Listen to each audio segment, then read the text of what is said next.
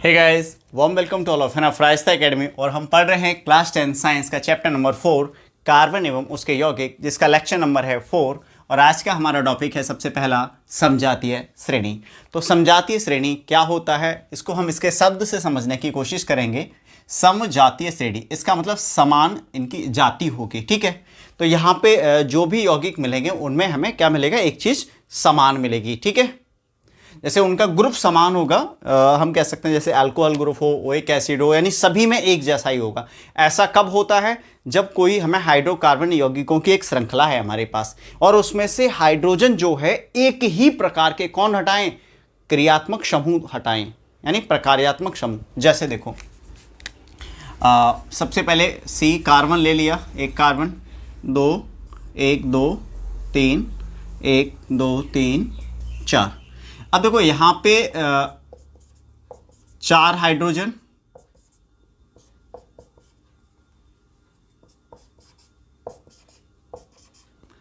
ध्यान से समझना, बहुत अच्छे से समझ आ जाएगा। नीचे ले लेते हैं,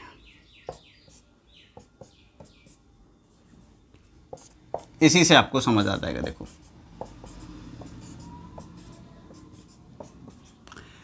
अब यहां पे इसका नाम क्या है, मैथेन है,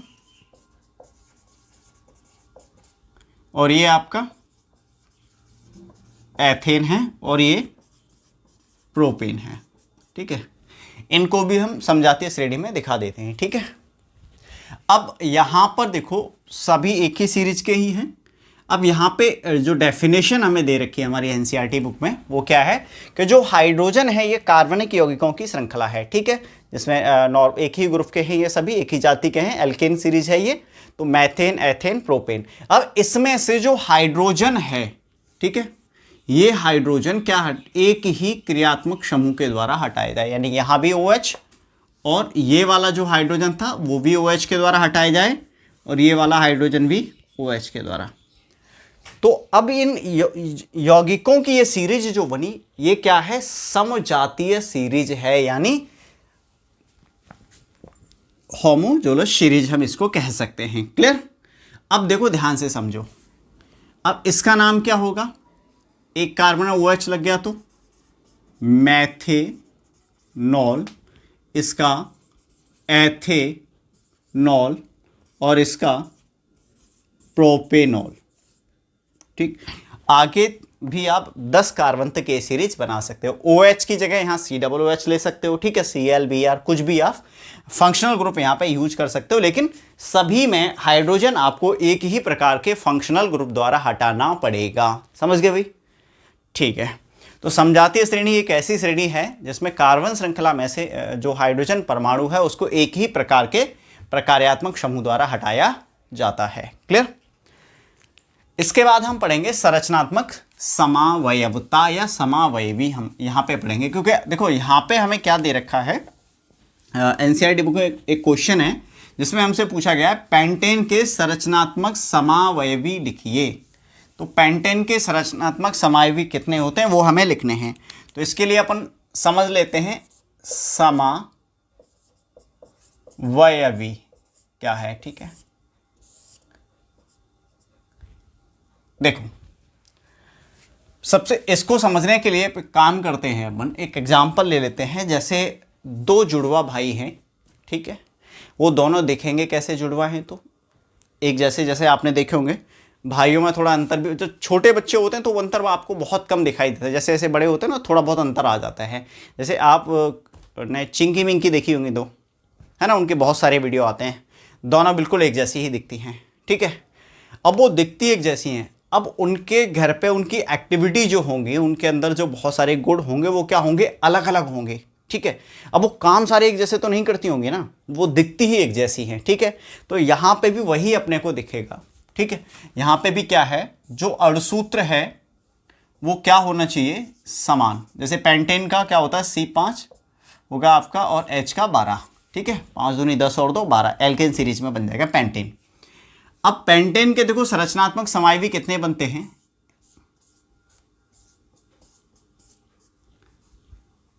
CH3, CH2, CH2, 1 2 3 4 और यहाँ पे 5। ये हमारा है नॉर्मल पेंटेन। क्या है ये? नॉर्मल पेंटेन है, ठीक है। अब सूत्र ये था, पेंटेन हमने सिंपल स्ट्रक्चर इसका बना दिया। अब देखो आगे, CH3 CH2 CH3 और ये CH3। इसमें भी देखो आप 1 2 3 4 5 कार्बन है, 3 और 2 5 और 1 6, 6 और 3 9 और 3 12। मतलब इसमें भी 5 कार्बन 12 हाइड्रोजन, इसमें भी वही है। इसका नाम क्या है? इसका नाम है आइसो पेंटेन, यानी अणुसूत्र समान है, संरचनाएं अलग अलग हैं। क्या है? अणुसूत्र समान और संरचनाएं अलग अलग हैं, इसलिए क्या है, ये एक दूसरे के संरचनात्मक समावयवी हैं और इनके गुण भी क्या हैं, अलग अलग हो जाते हैं, ठीक है। अब एक और हम एग्जांपल देख लेते हैं। CH3 और यहां भी CH3 आएगा बेटा, और यहां भी CH3। इसको क्या कहते हैं? Neo pentane. देखो IUPAC वाला जो वीडियो मैंने बनाया है, ठीक है, लेक्चर नंबर 3, आप उसको सभी देख लें, क्योंकि उनमें इनके नाम भी मैंने IUPAC नाम बना रखे हैं सबके, ठीक है। और बहुत अच्छे से अपने वहाँ पे IUPAC नाम आपको 10th लेवल में जो भी एग्जाम में आते हैं वो सिखाए हैं। तो अगर आपने वीडियो नहीं देखा है तो देख लें, प्लेलिस्ट आपको मिल जाएगी, ठीक है, डिस्क्रिप्शन में, ठीक है। वहाँ नोट्स का भी आपको लिंक मिलेगा, लेकिन नोट्स आपको जब इस चैप्टर का हम लास्ट वीडियो डालेंगे, ठीक है, तब उसमें इस चैप्टर का नोट्स आपको मिलेगा। ओके, तब तक आप नोट करते रहिए चीज़ों को और पढ़ते रहिए, वीडियो देखते रहिए। तो ये हमारे हो गए संरचनात्मक समायवी, ठीक है। समायवी क्या होते हैं एक दूसरे के? भाई संरचनात्मक समायवी या समायवी, हम उनको कहते हैं भाई ऐसे यौगिक जिनके अणुसूत्र समान हैं। एक गुण है समायवी, जिनके मतलब यौगिक हैं जिनके अणुसूत्र समान और जिनकी संरचना क्या होती है, अलग अलग होती है। वे एक दूसरे के क्या होते हैं, समावयवी होते हैं, ठीक है। और उनका यह गुण क्या कहलाता है, समावयवता। ओके, अब हम पढ़ेंगे जो नेक्स्ट टॉपिक है बेटा हमारा, वो है दहन। क्या है? दहन। दहन का मतलब जलना है। अब कोई भी चीज अगर जलेगी तो किसकी उपस्थिति में जलेगी भैया, बताओ फटाफट। हाँ, ऑक्सीजन। किसकी? ऑक्सीजन की उपस्थिति में जलेगी। यानी दहन जो होगा वो किसकी उपस्थिति में होगा, ऑक्सीजन की उपस्थिति में दहन होगा। तो दहन, अब हम देखो दहन अगर होगा, अब दहन किसका पढ़ेंगे हम यहाँ पे, चैप्टर क्या है, कार्बन एवं उसके यौगिक। तो भैया कार्बन और उसके यौगिकों का ही तो दहन पढ़ेंगे। तो देखो यहाँ पे कार्बन का आप दहन करते हो तो क्या मिलता है, कार्बन डाइऑक्साइड, ऊष्मा व प्रकाश आपको यहाँ पे मिलेगा। अगर आप किसका दहन करोगे, यहाँ पे कार्बन का दहन करते हो तो, ठीक है। अब कार्बनिक यौगिक हम ले लिए, मैथेन कार्बनिक यौगिक है, ठीक है। LPG के सिलेंडर में भी होता है। तो CH4 का आप दहन करोगे तो क्या मिलेगा, देखो कार्बन डाइऑक्साइड, यहां पे आपको हाइड्रोजन भी मिलेगा, ऊष्मा व प्रकाश मिलेगा ही मिलेगा भाई। ओके, तो ये बैलेंस रिएक्शन नहीं, इसको बैलेंस करें। हाइड्रोजन के 4 हैं इधर, इधर हमारे 2 हैं, फटाफट 2 का मल्टीप्लाई कर दीजिए। अब आपको क्या दिख रहा है, यहाँ भी ओके 2 हो गए, यहाँ भी 2 हैं। तो एक काम करते हैं भैया, यहाँ 2 कर देते हैं, तो रिएक्शन हमारी बैलेंस होगी।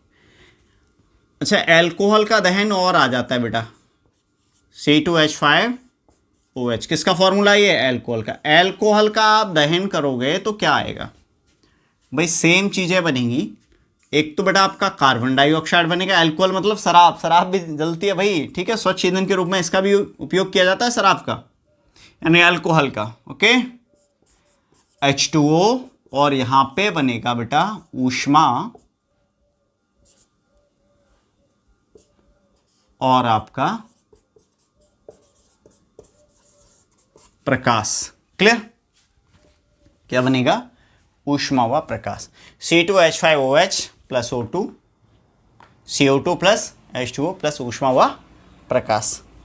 अब ये रिएक्शन भी बैलेंस करो। देखो बैलेंस करने के लिए अपने क्या करें, यहाँ पे 5 और एक 6 और यहाँ पे है 3, तो यहाँ मल्टीप्लाई कर देंगे हम 3 का 3, ये हो गए, और यहाँ पे 2 5।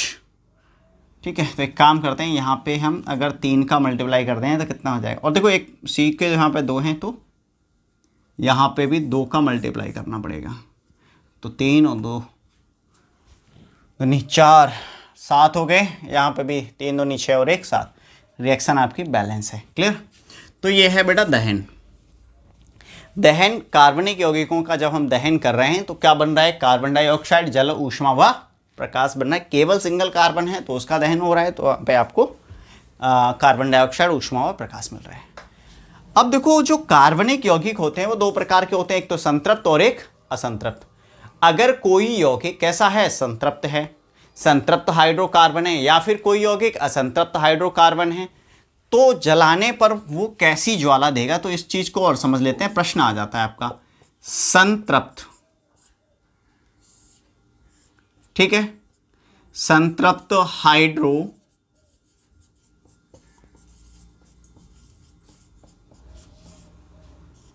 कार्बनिक यौगिक। अगर संतृप्त हाइड्रोकार्बनिक यौगिक है उसको आप जलाओगे बेटा तो स्वच्छ नीली ज्वाला के साथ ये जलेगा। कैसी ज्वाला के साथ, स्वच्छ नीली ज्वाला के साथ ये जलेगा। कौन, संतृप्त हाइड्रोकार्बनिक यौगिक। और अगर असंतृप्त हाइड्रोकार्बनिक यौगिक है, क्या, असंतृप्त हाइड्रोकार्बनिक यौगिक है, तो कैसे, पीली ज्वाला होगी यहां पे, और प्लस में क्या होगा, धुआं भी होगा, यानी धुएं के साथ जलेगा, पीली ज्वाला भी होगी। ठीक है, पीली ज्वाला और धुएं के साथ जलेगा।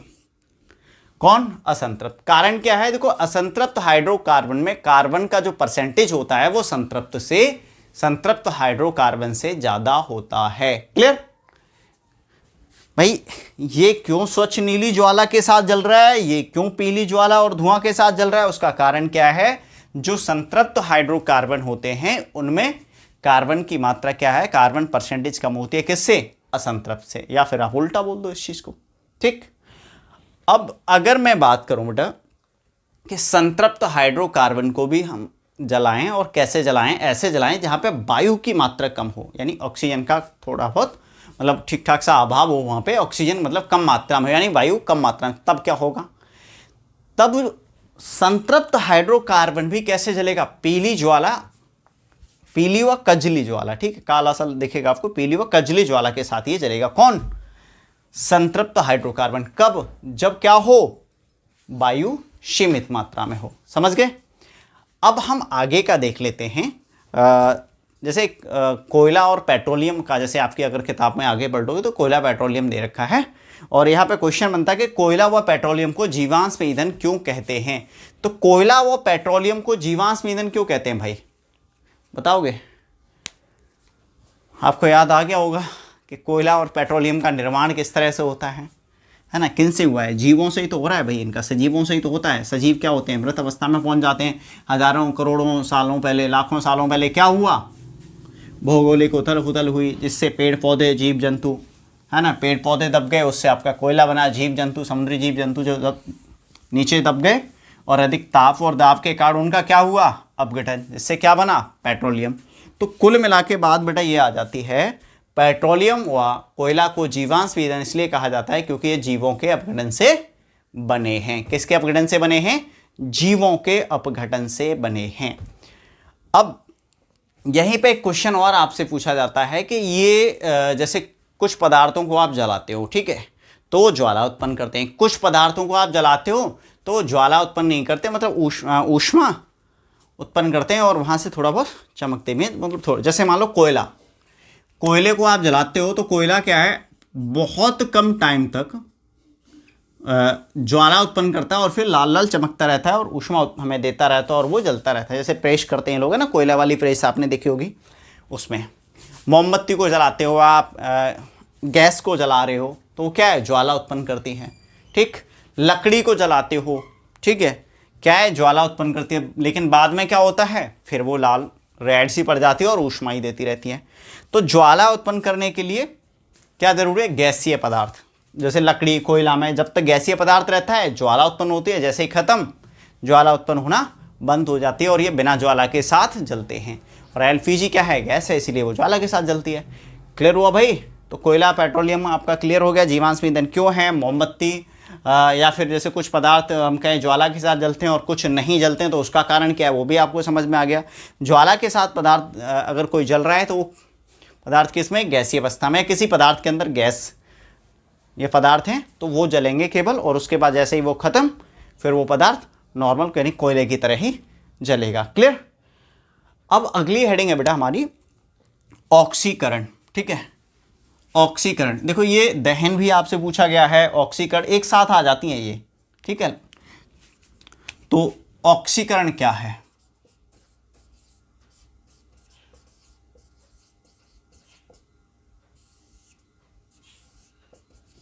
देखो ऑक्सीकरण मतलब ऑक्सीडेशन। यहां पे ऑक्सीजन का क्या होगा, योग होगा, यानी ऑक्सीजन की क्या होगी, वृद्धि होगी। देखो एक बार एग्जाम्पल बहुत अच्छा ले लेते हैं हम। यहाँ पे ये आपको दिख रहा है यहाँ पे एल्कोहल, क्या है ये, एल्कोहल या फिर मैं कहूँ एथेनॉल है बेटा। क्लियर? अब KMnO4, ठीक है, या फिर K2Cr2O7, KMnO4 या K2Cr2O7। KMnO4 क्या है, पोटेशियम परमैंगनेट है और ये क्षारीय होता है, और ये K2Cr2O7 क्या होता है, अम्लीय। और प्लस डेल्टा और बना दूं मतलब गर्म करेंगे। देखो इनमें से कुछ एक होगा, या तो ये ऊपर वाला या नीचे वाला। क्लियर? इस रिएक्शन में तो फिर वहां पे ये जो है वो किस में बदल जाता है, ध्यान से समझना। ये CH3CH2 ये बदल जाता है CH3COOH में। किसमें, CH3COOH में। यहाँ पे एक ऑक्सीजन का परमाणु था, यहाँ पे कितने हो गए, 2 हो गए। इसका मतलब क्या हुआ, ऑक्सीजन की वृद्धि हुई। और अल्कोहल किस में बदल गया, एथेनोइक एसिड में बदल गया, यानी अल्कोहल एसिटिक एसिड में यहां पर बदल गया है। क्लियर? तो अल्कोहल यहां पे एसिटिक एसिड में बदल रहा है। ठीक है, ये चीज आपको समझनी होगी। और यहां पे क्या है, ऑक्सीकरण अभिक्रिया हो रही है। अब ऑक्सीजन कहां से मिल रहा है, इनको इनसे मिल रहे हैं।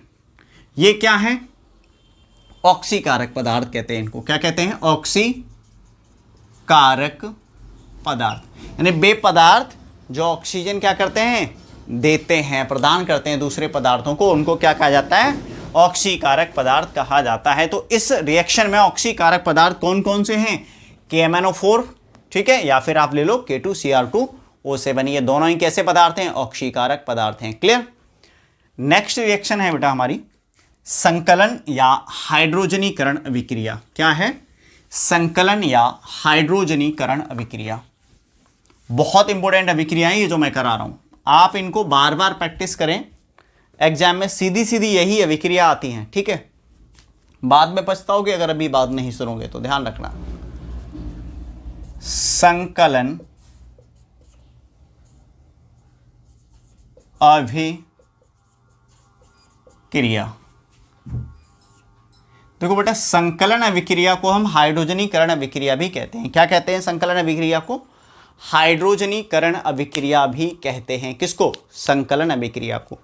तो आपको समझ में आ गया। देखो संकलन का मतलब भी जुड़ना है, और मैंने कहा हाइड्रोजनीकरण अभिक्रिया भी कहते हैं, तो इसमें क्या जुड़ेगा, हाइड्रोजन जुड़ेगा भाई। क्या, हाइड्रोजन जुड़ेगा। ओके, अब देखो इसमें क्या होता है, संकलन अभिक्रिया में असंतृप्त हाइड्रोकार्बन, ठीक है, असंतृप्त हाइड्रोकार्बन किस में बदलते हैं, संतृप्त हाइड्रोकार्बन में बदलते हैं। ठीक है, संकलन अभिक्रिया एक ऐसी अभिक्रिया है जिसमें असंतृप्त हाइड्रोकार्बन की अभिक्रिया हाइड्रोजन से निकिल या पैलेडियम उत्प्रेरक की उपस्थिति में कराई जाती है, तो हमें क्या मिलता है, संतृप्त हाइड्रोकार्बन मिलता है। दोबारा रिपीट कर रहा हूं, संकलन अभिक्रिया एक ऐसी अभिक्रिया है जिसमें असंतृप्त हाइड्रोकार्बन की अभिक्रिया हाइड्रोजन के साथ निकेल या पैलेडियम उत्प्रेरक की उपस्थिति में कराई जाती है तो संतृप्त हाइड्रोकार्बन मिलता है। क्लियर। अब एग्जाम्पल आप देख लो, C डबल बॉन्ड। अब ये आप यहाँ पे मैं R मान लो ये लगा दिया, ये क्या है, असंतृप्त हाइड्रोकार्बन यौगिक है। इसकी अभिक्रिया मैं हाइड्रोजन से करा रहा हूँ, किसकी उपस्थिति में, निकेल या फिर पैलेडियम की उपस्थिति में।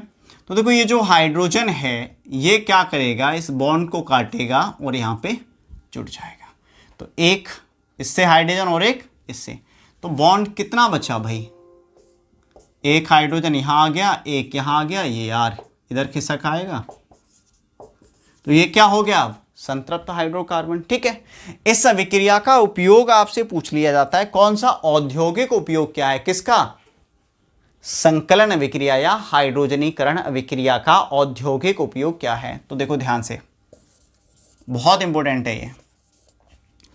वनस्पति तेल, सब जानते हैं ना, वनस्पतियों से जो तेल प्राप्त होता है वो क्या कहलाता है, वनस्पति तेल। अब वनस्पति तेल की अभिक्रिया हम हाइड्रोजन से कराएं, किसकी उपस्थिति में, निकेल उत्प्रेरक की उपस्थिति में, और 473 केल्विन टेम्परेचर पर, तो हमें मिलता है वनस्पति क्या, घी। क्लियर भाई।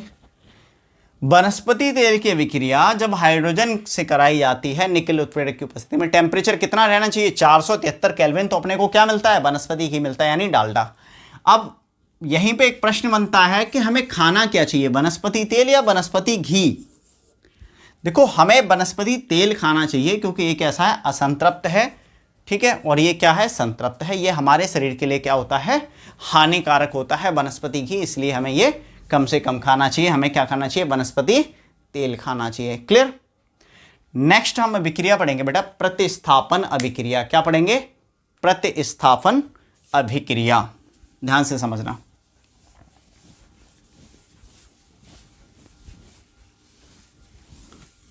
देखो प्रतिस्थापन में क्या होगा भाई, प्रतिस्थापित किया जाएगा मतलब हटाया जाएगा। अब यहां पे अगर हम देखें जो अभिक्रिया है हमारी वो संतृप्त हाइड्रोकार्बन के साथ होगी। ठीक है। और एक बात मैं बता दूं, संतृप्त हाइड्रोकार्बन देखो वो संतृप्त है, मतलब इसको कुछ चाहिए नहीं, तो वो क्यों अपने अंदर चेंज लाएगा, कुछ लाएगा नहीं लाएगा, लेकिन फिर भी यहां पे क्या होता है, चेंज आता है इसमें। प्रतिस्थापन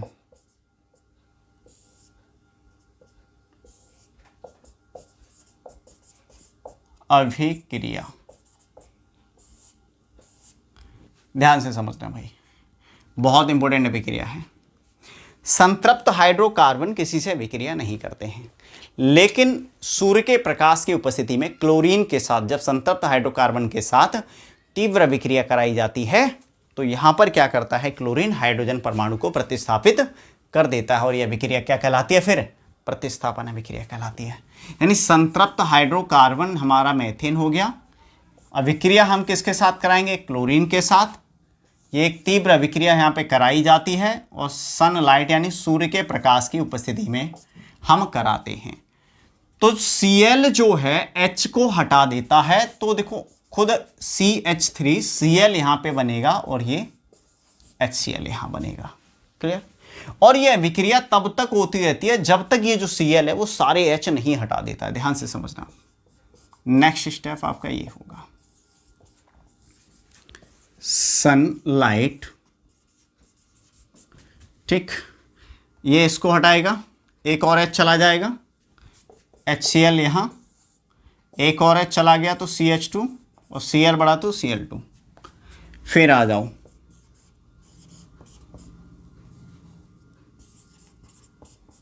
अब फिर क्या करेगा ये, CH एक और H को हटाएगा, Cl3 HCl। अब क्या होगा भाई,